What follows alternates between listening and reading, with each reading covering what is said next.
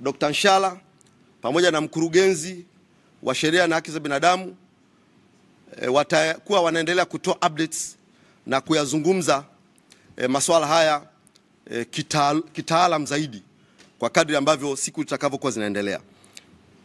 Lakini niseme kwamba kama chama tumepokea salamu za kututia moyo, solidarity, salamu za kututia moyo na kuungana na sisi. Nichukue fursa hii kuregister kupokea salamu ambazo zimetumwa pia katika public, zipo kwenye public domain kupitia mitandao ya kijamii. Kwa nikiri kwamba tumepokea salamu zinazoonyesha solidarity kutoka kwa Martha Karua. Huyu ni mwanasiasa machachari kutoka Kenya. Kwa hiyo tumepokea salamu za kututia moyo na kwamba wako pamoja na sisi. Tumepokea salamu kutoka kwa mwanasiasa Bob Wine kutoka nchini Uganda, ambaye naye ameonyesha kutunga mkono na kwamba yuko pamoja na sisi. Nipokea salamu kutoka chama cha ACT Wazalendo, wametutia moyo. Tuna salamu kutoka kwa wakili maarufu sana duniani Robert Amsterdam, maarufu kama Bob Amsterdam. Huyu ni wakili maarufu na ambaye bila shaka atakuwepo katika bench la mawakili ambao watakuwa wakitoa ushauri juu ya mwenendo wa kesi hii. Lakini tuna taasisi mbalimbali, IDU, International Democratic Union, nao wametoa salamu, umoja wa vyama vya kidemokrasia duniani. Tuna taasisi Legal and Human Rights Center kupitia mkurugenzi wake, tumepokea salamu za solidarity.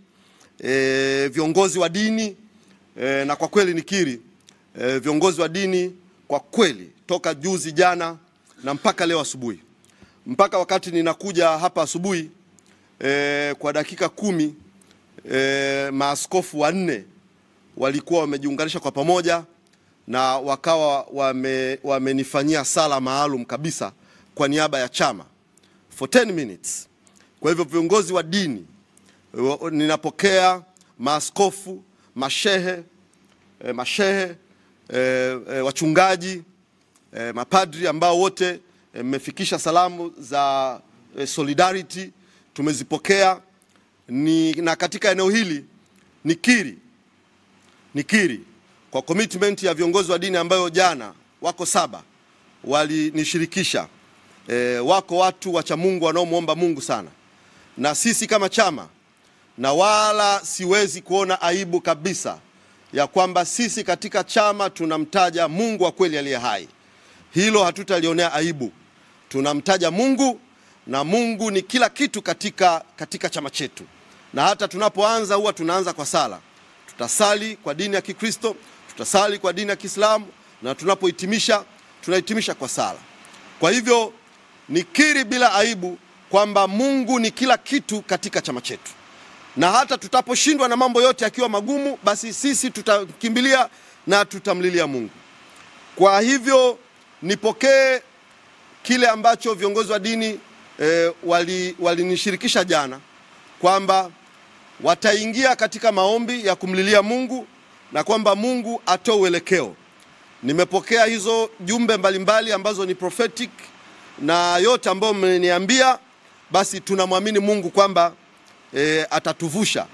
Na hivyo kauli yenu ya kwamba mpo pamoja na sisi, basi nasi tunaipokea. Mimi niseme tu kwenye hili linaloendelea la mwenyekiti wetu na chama chetu, niseme tu kwamba hii ndoana walioimeza wataitapika, na kwa bahati mbaya sana watakapoitapika itatoka na maini. Utukufu wa mwisho wa safari hii utakuwa mkubwa sana kuliko utukufu mwingine wa kipindi kingine chochote kile. Nihitimishe kwa kutoa wito kwa Watanzania wote. Na wito huu ni rejea ya kile ambacho makamu mwenyekiti wa chama chetu Mheshimiwa John Heche alikitoa jana kwenye taarifa rasmi ya chama ambayo ilisambazwa kwa vyombo vya habari. Hivyo niweke rejea ya taarifa ambayo makamu mwenyekiti alitoa, nami niiweke kama wito hapa kwamba Watanzania wote, wapenda mabadiliko, wanachadema, tusikubali uovu utawale. Iko methali hii inayosema kwamba wenye haki wakikaa kimya, uovu unatawala. Kwa hivyo Watanzania tusikae kimya, tusikubali, na kila mmoja kwa namna ambavyo hapendezwi, haridhishwi na mwenendo kwa uzoefu wa chaguzi tulizozipitia, basi toka, onyesha hisia yako kwa kununa au kwa njia yoyote ile ambayo unadhani ukionyesha dunia itakuona, serikali itakuona, na Mungu wa kweli atakuelewa kwamba umenuna kwa haki au umefanya expression ya kile usichokipenda kwa haki. Kwa hivyo ninatoa wito kwa Watanzania ambao hampendezwi, ambao hamridhishwi, ambao mnapenda amani ya taifa hili, na ambao mnakubali na kutaka twende kwenye chaguzi ambazo zinaaminika. Ukipiga kura ihesabiwe, ithaminike, aliyeshinda ashinde kwa haki, aliyeshindwa ashinde kwa haki. Basi usikae kimya, fanya lile ambalo unadhani ukilifanya dunia itakuona, itakuelewa, na Mungu atakuheshimu. Ni hivi jamani, Watanzania wenzangu, yoyote anayesimamia haki, Mungu anakuwa upande wake, na haya tunayoyasema ni mambo ya haki. Kwa hivyo Mungu atakuwa upande wetu.